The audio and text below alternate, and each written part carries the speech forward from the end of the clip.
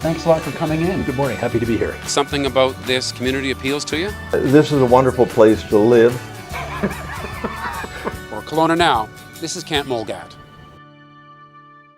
And we're joined by Melissa Hunt from Childhood Connections, which is officially the Okanagan Family and Child Care Society. Yes. Am I right?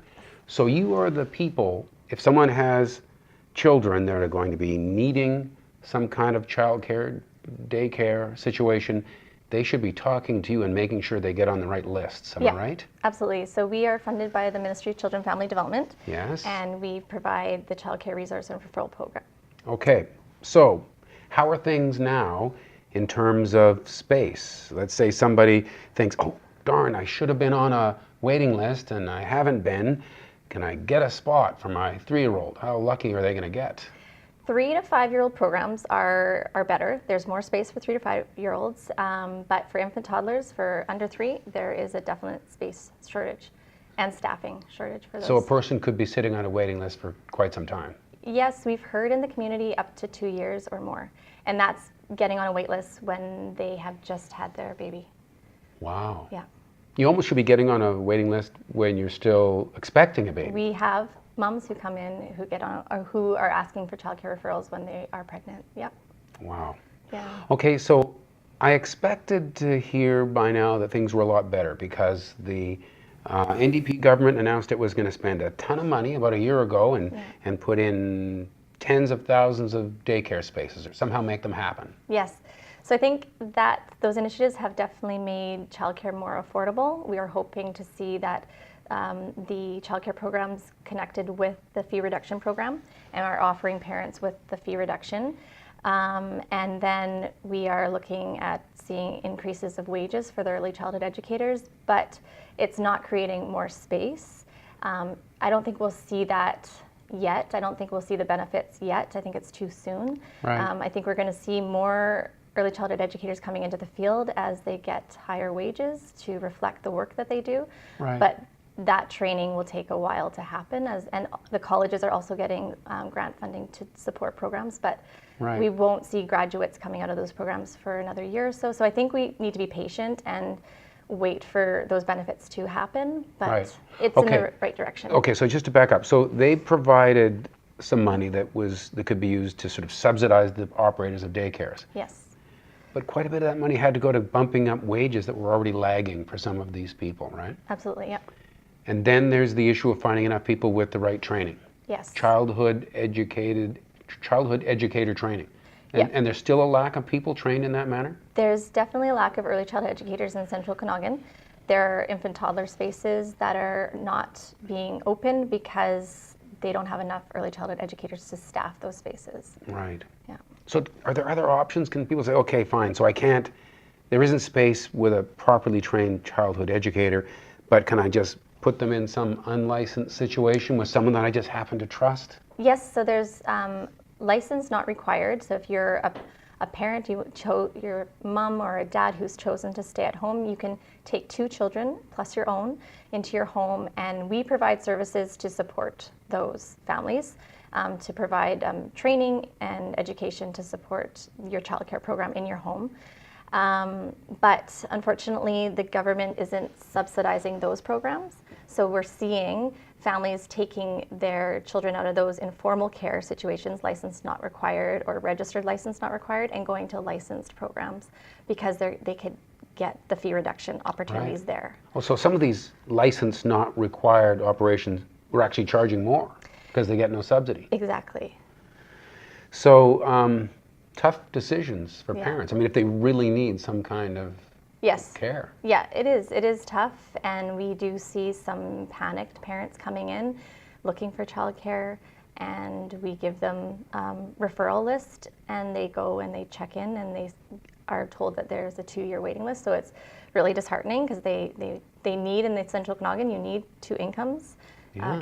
Cost of housing is expensive, so we see Boy. that desperation in families. for 2 sure. years. So your 1-year-old kid can't get a space until he or she is 3.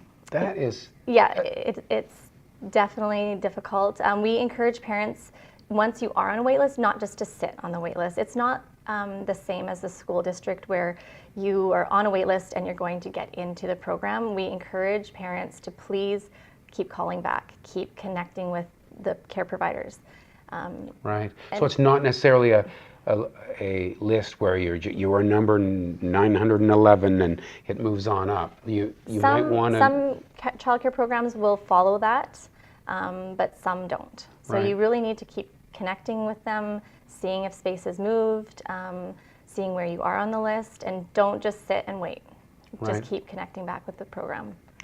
And what about knowing which ones are really good? They're not, because of the way you're licensed, you're not able to say, well, you know, I've seen that place, they're super good. You might want to avoid that one. That's a Yeah. little sketchy. You can't really give people that sort of information. No, absolutely not. We don't give recommendations, but we give the referral list to the parents, and then we give them a checklist of what they need to, the questions, important questions they need to ask the child care provider. They need to Right. make sure that this is going to be a comfortable environment for their child and for themselves. Whatever their parenting philosophy is, their discipline philosophy, their nutritional philosophy.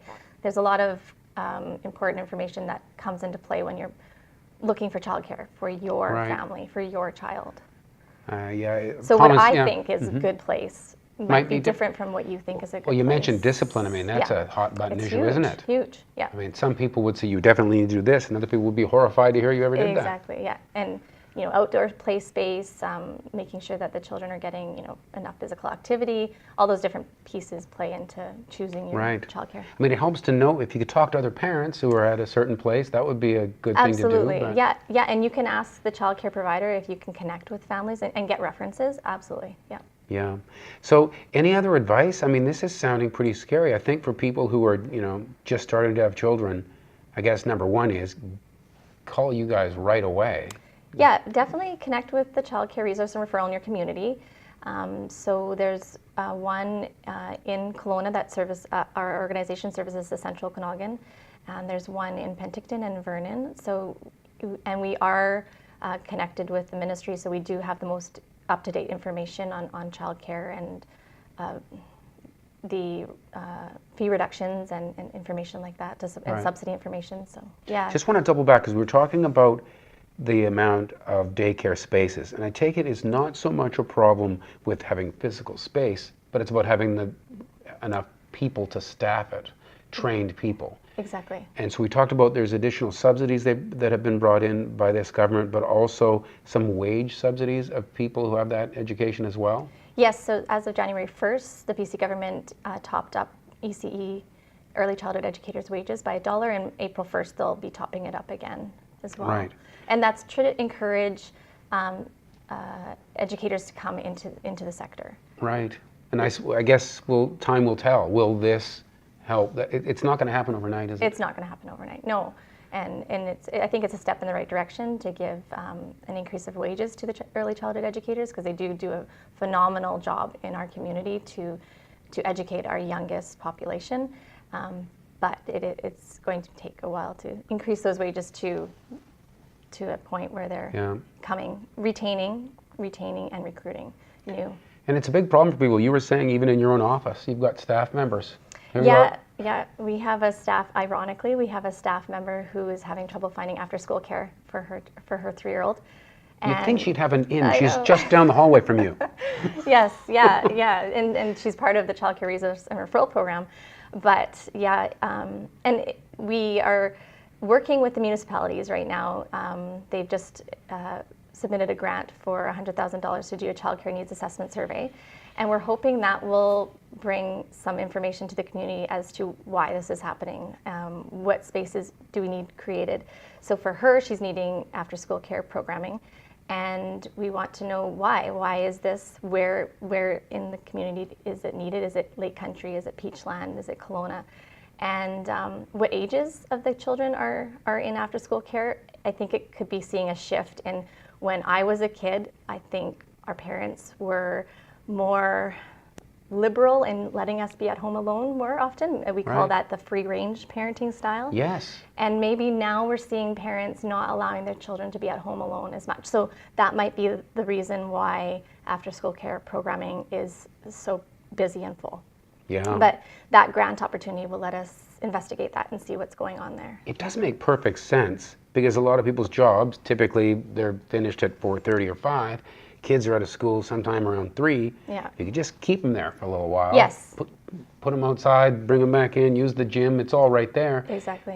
And I know some schools have had those in place, but not all schools by any stretch. And the school district supported that grant application. They wrote a letter of support, and they're on board with investigating what the needs are in the community and supporting the needs of the community. Right.